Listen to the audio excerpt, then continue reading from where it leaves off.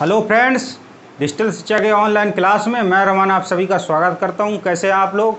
देखिए, सल्तनत काल में आज हम लोग आगे की बात करेंगे। कल हम लोगों ने पढ़ा था तुगलक वंश और आज उससे आगे की बात करेंगे। देखिए भाई, तुगलक वंश 1320 से तुगलक वंश ये 1320 से 1414 ईस्वी तक चला। सबसे लंबा सल्तनत काल का सबसे लंबा राजवंश कौन था? तुगलक वंश। लगभग इसने 94 वर्ष तक, कितने 94 वर्ष तक शासन किया, सबसे लंबा। इसके बाद आता है भाई सैयद वंश। सैयद वंश और इसके बाद आएगा लोदी वंश। लोदी वंश। देखिए, अगर हम बात करें कि तुगलक वंश के बाद कोई ऐसा वंश नहीं हुआ जो दिल्ली सल्तनत को चला सके, इसे संभाल सके। अगर बात करें हम तुगलक वंश में भी फिरोज तुगलक के बाद, फिरोज शाह तुगलक के बाद ना तो तुगलक वंश में, ना कोई सैयद वंश में, ना ही कोई लोदी वंश में ऐसा शासक हुआ जो दिल्ली सल्तनत को बहुत आगे तक ले जाए। ठीक है, तो सैयद वंश में बहुत ज़्यादा कुछ नहीं पढ़ने को है और ना ही लोदी वंश में, लेकिन पैट के सिलेबस में दिया गया है। पैट के सिलेबस में पूरा सल्तनत काल है तो उसको छोड़ नहीं सकते, पढ़ना पड़ेगा। ठीक है, 2-3 शासक इसमें हुए और 2-3 शासक इसमें हुए, बहुत ज़्यादा नहीं है कुछ, ना ही इम्पोर्टेंट है। और सैयद वंश से तो शायद अभी तक कभी भी पूछा नहीं गया है। लोधी वंश से एक आध प्रश्न बन जाता है, तो इसे भी हम लोग दोनों को देखेंगे, दोनों को। ठीक है, देखिए भाई, पहले सैयद वंश को देखेंगे।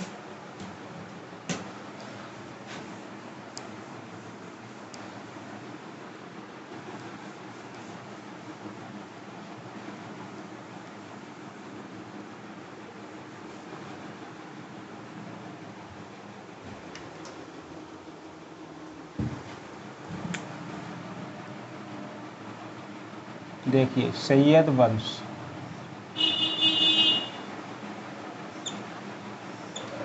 भाई, तुगलक वंश कब से कब तक चला? 1320 से 1414 तक। और 1414 से ये स्टार्ट हो जाता है, कितना? 1414 तक, और 1451 तक चलता है। 1451 ईस्वी तक ये चलता है। और 1451 ईस्वी से स्टार्ट होता है कौन सा? लोधी वंश, और 1526 तक चलता है, और वहीं पर दिल्ली सल्तनत का अंत हो जाता है।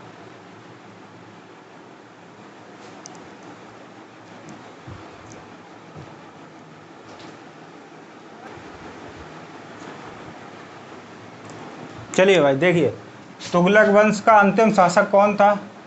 तुगलक वंश का अंतिम शासक कौन था? नासिरुद्दीन मोहम्मद तुगलक। नासिरुद्दीन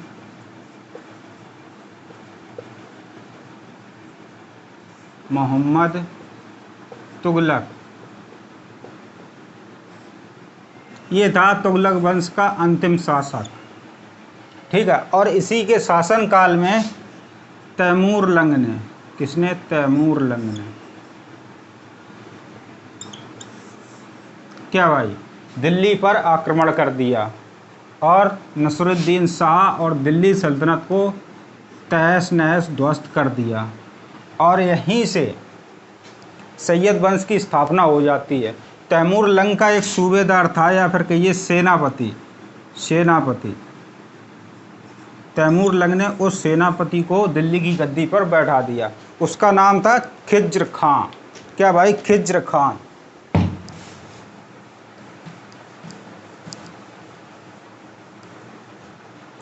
तो सैयद वंश का संस्थापक कौन था भाई? संस्थापक खिज्र खां। ये भाई तैमूर का सेनापति कहिए या फिर सूबेदार कहिए, सूबेदार। देखिए भाई, सूबेदार क्या होता है? सूबा होता है प्रांत, स्टेट, और उसके प्रमुख को कहते हैं सूबेदार। बात समझ में आई? तो सैयद वंश की स्थापना किसने की? तैमूर लंग के सेनापति या सूबेदार खिज्र खान ने। तैमूर लंग ने ही दिल्ली सल्तनत पर या दिल्ली की गद्दी पर सैयद वंश के लिए खिज्र खां को बैठाया था।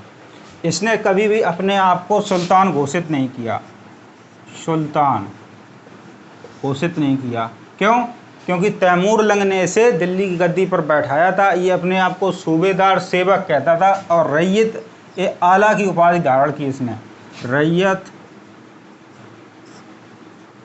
ए आला की उपाधि धारण की। ये उपाधि धारण की किसने? खिज्र खान ने। खिज्र खान ये कहता था कि हमसे सभी लोग रैयत ए आला कहिए। इसने कभी भी अपने आप को सुल्तान घोषित नहीं किया। इसके बाद इसका बेटा आता है भाई, कौन? मुबारक शाह। मुबारक शाह, इसने भी बहुत ज़्यादा कुछ नहीं किया। इसने अपने आप को सुल्तान घोषित कर दिया भाई। क्या? सुल्तान घोषित कर दिया, सुल्तान घोषित कर दिया। और यमुना नदी के किनारे एक नगर बसाया, मुबारकाबाद। मुबारकाबाद, क्या? मुबारकाबाद। कहाँ पर? यमुना के किनारे।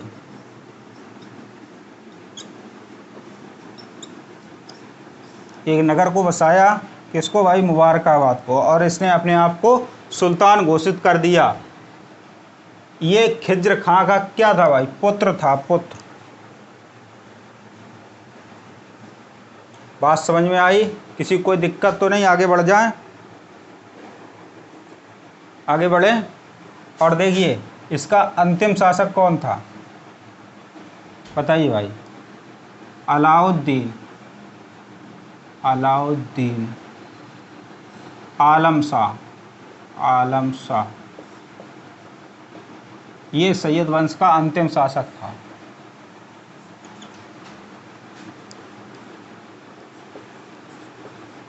अंतिम शासक। ये आपका कंप्लीट हो गया सैयद वंश। इसमें कुछ है नहीं पढ़ने को। आप ये याद रखें कि इसकी स्थापना किसने की थी? खिज्र खां, जो कि तैमूर लंग का सेनापति और क्या था? सूबेदार था। इसी ने इसको दिल्ली की गद्दी पर बैठाया था। तैमूर लंग ने खिज्र खां को दिल्ली की गद्दी पर बैठाया था। और इसने कभी भी अपने आप को सुल्तान घोषित नहीं किया। इसने रैयत ए आला की उपाधि धारण की। इसने कहा कि भाई हमसे सभी लोग रैयत ए आला कहिए। एक सेवक की तरह इसने कार्य किया। बात समझ में आई? चलिए अब स्टार्ट करेंगे लोधी वंश।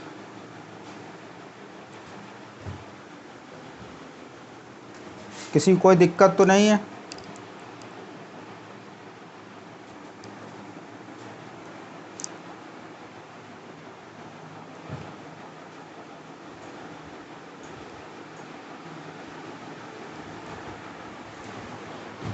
चलिए भाई देखिए, लोधी वंश।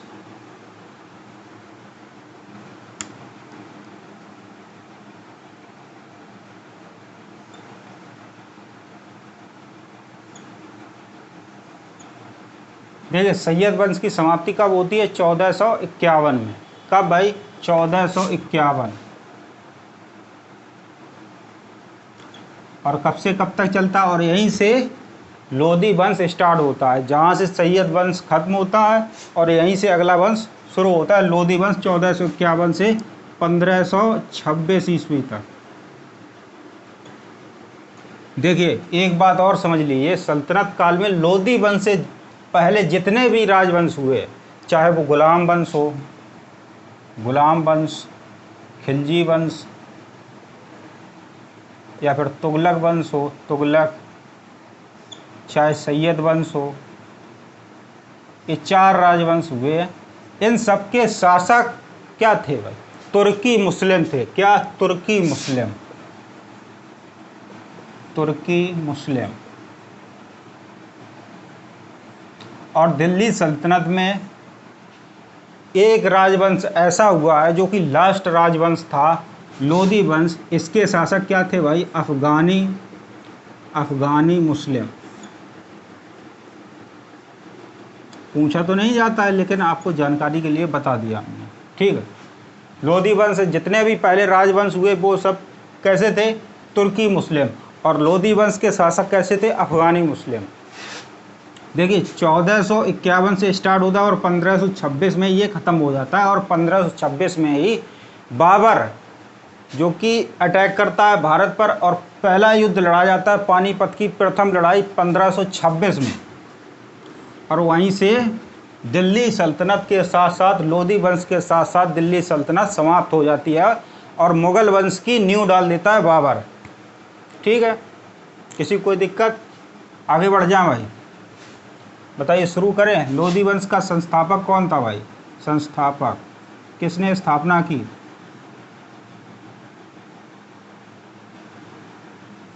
बहलोल लोधी ने। किसने? बहलोल लोधी। बहलोल खान लोधी। इसने भाई ज़्यादा कुछ नहीं किया, ठीक है। इसने बहलोली सिक्के जारी किए। क्या? अपने नाम से बहलोली सिक्के जारी किए, मुद्राएं।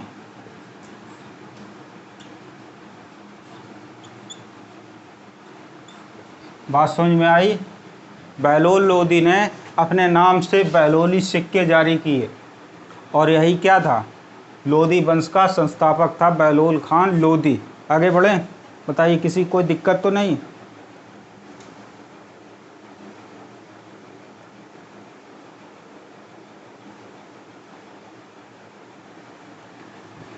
बताइए भाई।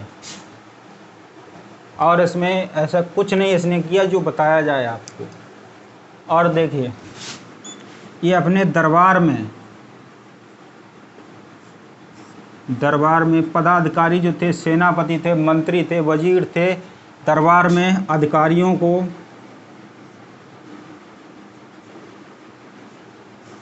अधिक सम्मान देता था। अधिक सम्मान देता था कौन? बहलोल खान लोधी। इसके बाद इसका पुत्र आता है भाई। पुत्र कौन था? निजाम खां। ये था बहलोल लोधी का पुत्र। और इसके बाद, इसकी मृत्यु के बाद, यही सिकंदर लोधी के नाम से दिल्ली की गद्दी पर बैठा। सिकंदर लोधी कहलाया। दिल्ली की गद्दी पर क्या बैठा? ये तो दिल्ली की गद्दी पर नहीं बैठा। जब ये शासक बना तो इसने एक नए नगर की स्थापना की भाई, आगरा की स्थापना की और उसी को अपनी राजधानी बनाया। किसने? सिकंदर लोधी ने आगरा शहर की स्थापना की, आगरा नगर की स्थापना की और उसी को अपनी राजधानी बनाया। प्रश्न पूछा जाएगा कि आगरा की स्थापना किसने की? सिकंदर लोधी ने की। बात समझ में आ गई? किसने की? सिकंदर लोधी ने। आगरा की स्थापना सिकंदर लोधी। दिल्ली की स्थापना बताइए भाई, दिल्ली की स्थापना किसने की थी? अनंगपाल तोमर ने। किसने? अनंगपाल तोमर ने। ये प्रश्न पूछे जाते हैं इसलिए हमने आपको बताया कि आगरा की स्थापना सिकंदर लोधी, दिल्ली की स्थापना अनंगपाल तोमर ने। आगे बढ़ा जाए, बताइए।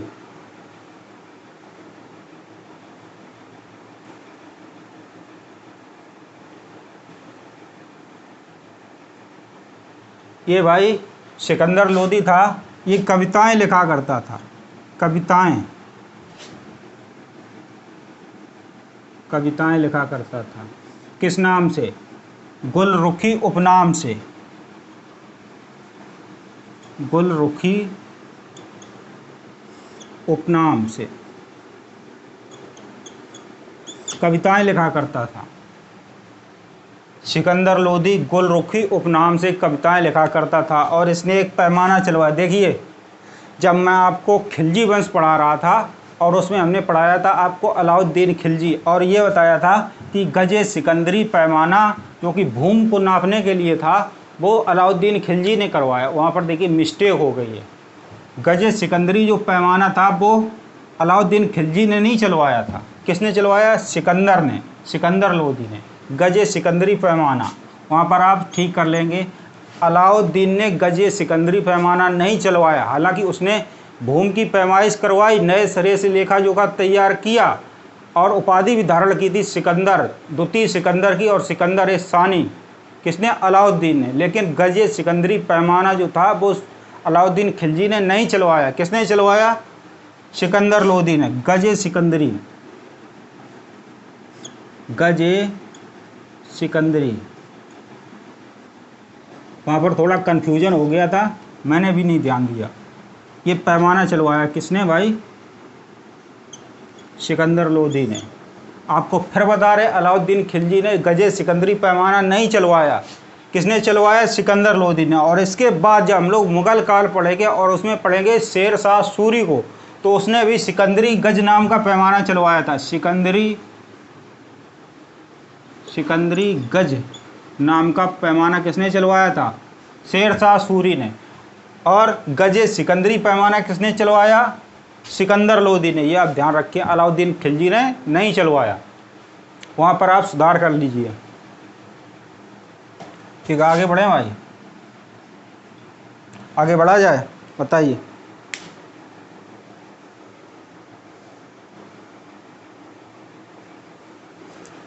और देखिए इसने क्या किया सिकंदर लोदी ने? ताजिया निकालने पर बैन लगवा दिया। ताजिया निकालने पर बैन लगवा दिया। और क्या किया? महिलाओं और सूफी संतों के मज़ार और मकबरों पर जाना बंद करवा दिया। मज़ार और मकबरों पर जाने के लिए प्रतिबंध लगवा दिया। ताजिया निकालने पर प्रतिबंध लगवा दिया। किसने? सिकंदर लोदी ने। महिलाओं और सूफी संतों का मज़ार जाने पर प्रतिबंध लगवा दिया। किसने? सिकंदर लोदी ने। ठीक है, और देखिए यहाँ पर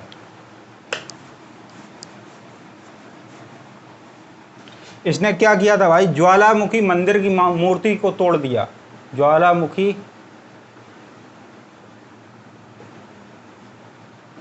मंदिर की मूर्ति को तोड़ा। मूर्ति को तोड़ा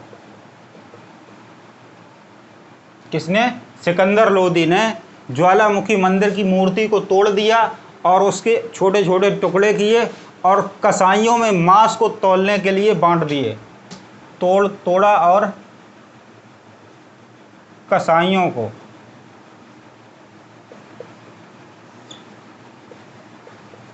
मांस तौलने के लिए बांट दिया।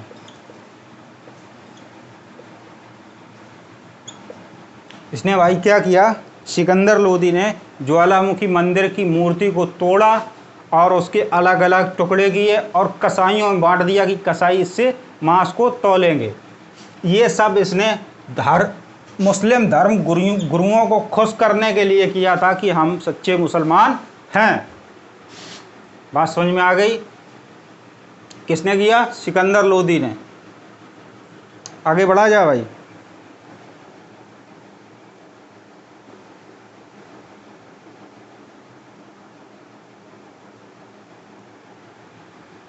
बताइए। इसके बाद कौन आता है? इब्राहिम लोदी।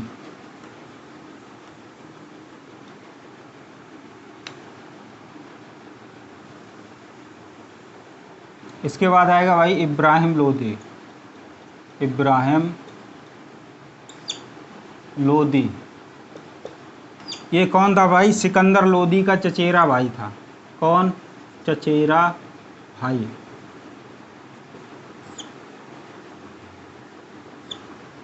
इब्राहिम लोदी कौन था? सिकंदर लोदी का चचेरा भाई, इसने भी बहुत ज़्यादा नहीं कुछ किया, जल्दी इसका भी शासनकाल समाप्त हो गया और इसके साथ ही समाप्त होता है दिल्ली सल्तनत का शासन।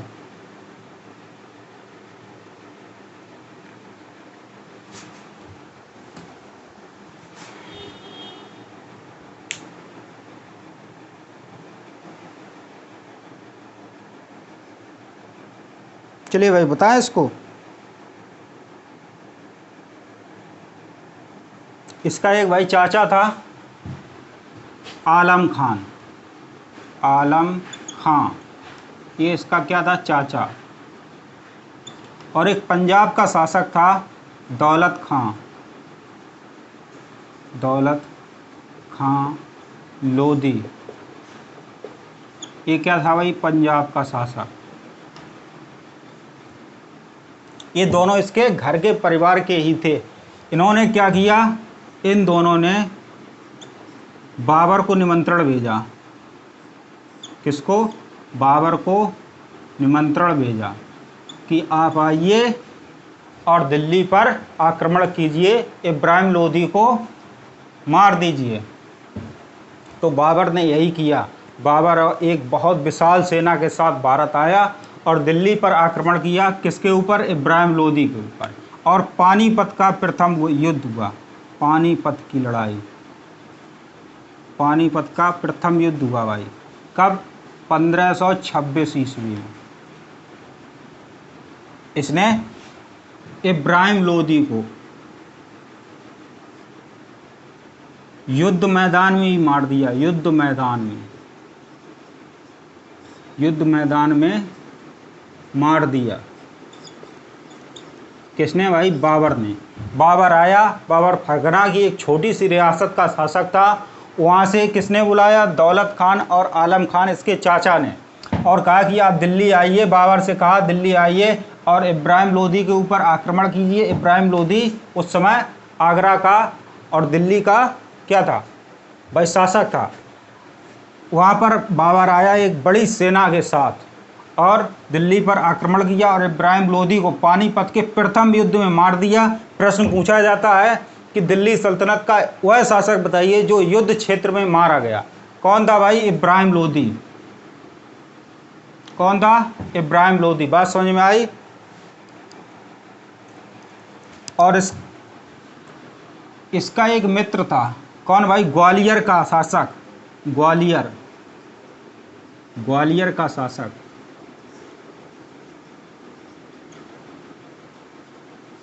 विक्रमजीत। कौन था भाई, विक्रमजीत। वह भी इसके साथ युद्ध में मारा गया था, युद्ध मैदान में ही। प्रश्न पूछा जाता है कि वह शासक जो कि युद्ध क्षेत्र में मारा गया, दिल्ली सल्तनत का वह शासक जो युद्ध के मैदान में मार दिया गया, कौन था, इब्राहिम लोदी। और इसके साथ इसका मित्र विक्रमजीत जो कि ग्वालियर का शासक था, वो भी युद्ध क्षेत्र में मारा गया था। किसने मारा था, बाबर ने मारा था। बात समझ में आ गई। और यहीं से दिल्ली सल्तनत समाप्त हो जाती है और मुगल वंश की नींव डाल देता है बाबर। इसके बाद शुरू होगा मुगल वंश। देखिए डेली 10 AM पर क्लास आती है। कल से स्टार्ट करेंगे मुगल काल, ठीक है। और स्पीड से चलेंगे क्योंकि समय कम है, पूरा सिलेबस आपको कंप्लीट करवाना है। बहुत मज़ा आएगा क्लास में। आप डेली क्लास को लेते रहिए और अपनी तैयारी करते रहिए। अगर क्लास आपको अच्छी लगती है लाइक शेयर कर दीजिए, और अगर चैनल पर नए हैं चैनल को सब्सक्राइब करके बेल आइकन को प्रेस कर दीजिए। Thank you so much.